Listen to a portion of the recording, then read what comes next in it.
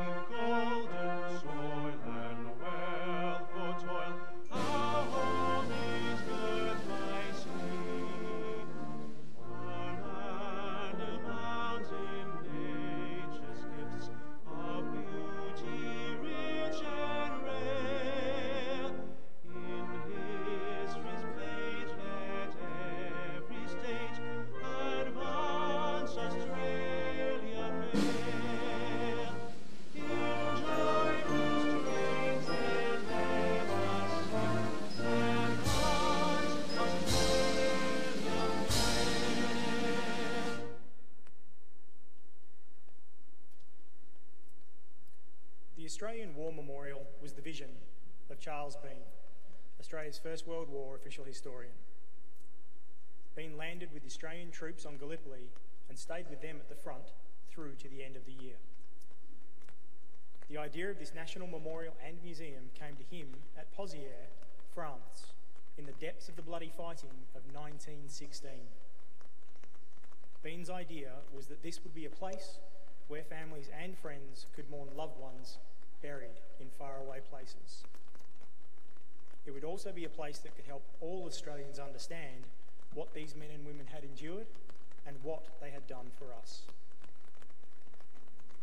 Bean's vision, to which we remain true, is best expressed as inscribed in the entrance to the memorial's galleries. Here is their spirit, in the heart of the land they loved. And here we guard the record which they themselves made. Tonight, we will read the story behind just one of those on the Roll of Honour, which lists the names of more than 102,000 men and women who have given their lives for us in war and on operations for more than a century. But first, we present a lament, Flowers of the Forest. Wreaths or floral tributes will now be laid at the base of the pool of reflection.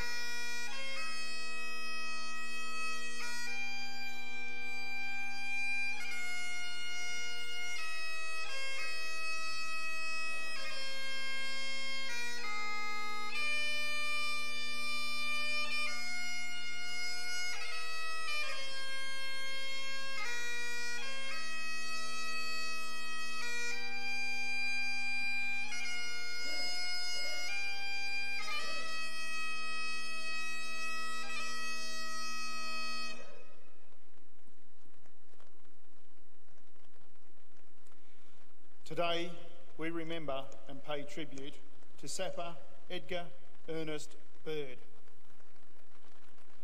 Known to friends and family as Ned, Edgar Bird was born on the 30th of December 1889 to John and Mary Bird. His father had come to Australia in the gold rushes of the mid-19th century, and he had been in Ballarat during the time of the Eureka Stockade. He later kept the Pyrenees Hotel in Lexington, Victoria, where Edgar was born. The family moved to Warragul in New South Wales when Edgar was a boy, and later settled on land at Fifield near Trundle. Edgar Bird was educated at the local school and worked in various businesses and telephone-related jobs before taking up land at Mergen in Queensland. He was the captain of the Cloyna Rifle Club on the outbreak of war, was considered one of Mergen's best shots. Bird enlisted in the Australian Imperial Force shortly after the outbreak of war in August 1914. He was so keen to do his duty that he convinced all of the eligible members of the Cloyna Rifle Club to enlist almost as a body. He was posted to the 1st Divisional Signal Company and left Australia for active service overseas with the 1st Contingent. Bird went to Egypt to continue training and later began preparations for the landing at Gallipoli. Bird and his mate Sapper Harry Marshall trained together. Marshall later wrote, "When we were told, we used to sit for hours with our heads together working out things in order to be prepared for the landing." Sapper Bird's section landed on Gallipoli at 4 a.m. on the 25th of April 1915, becoming the first of the signallers ashore. Some of the men got out of the boat in deep water. When Marshall got out, the water came up to his middle, and Bird lost his rifle when someone threw it out into the deep water. He ran along the beach and grabbed the rifle of the first dead man he saw. Bird and Marshall were picked to run the first telephone cable on Gallipoli. Carrying a mile of wire across their shoulders, Marshall later wrote, "We were very proud of it, I can tell you." Marshall continued the story. "We left our base operator on the beach and took to the cliffs among the prickly bushes and shrubs. The perspiration poured out of us, and the climbing was very hard.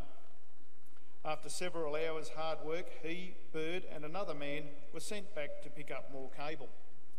As they went, Marshall was wounded, and Bird said to him, 'I'm glad you're hit, because now we can send you out of this hell.' Marshall was evacuated, leaving Sapper Bird on Gallipoli. Sapper Marshall returned to Gallipoli in early June and caught up with his mate Edgar Bird. The next night, Bird was set out to repair telephone line when his party came under artillery fire.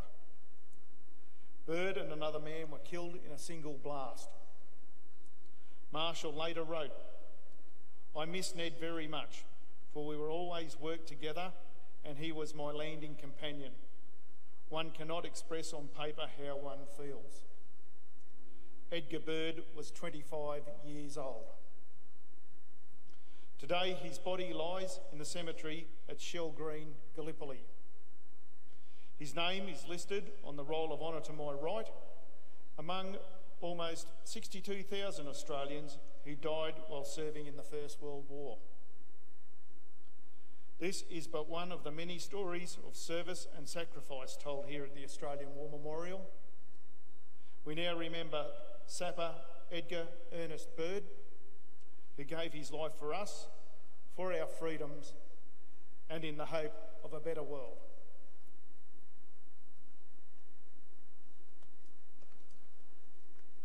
Please stand for the reading of the ode and the sounding of the last post.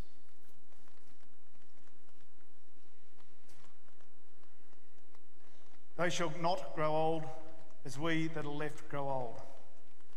Age shall not weary them, nor the years condemn. At the going down of the sun and in the morning, we will remember them. We will remember them.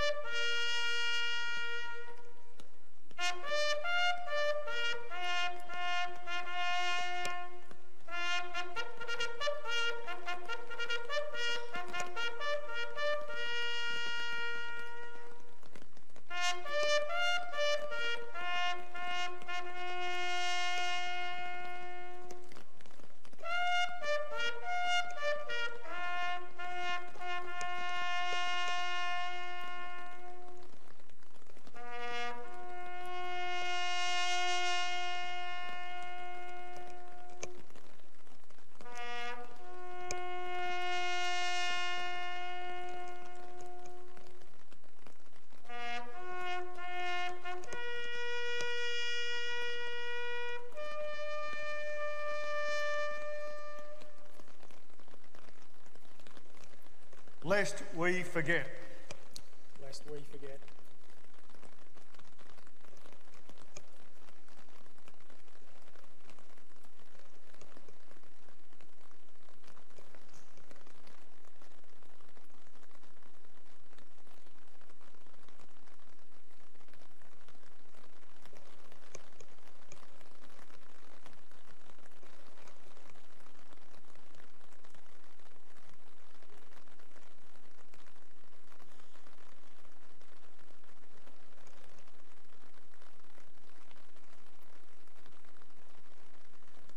We leave you this evening with the words of the memorial's founder, Charles Bean.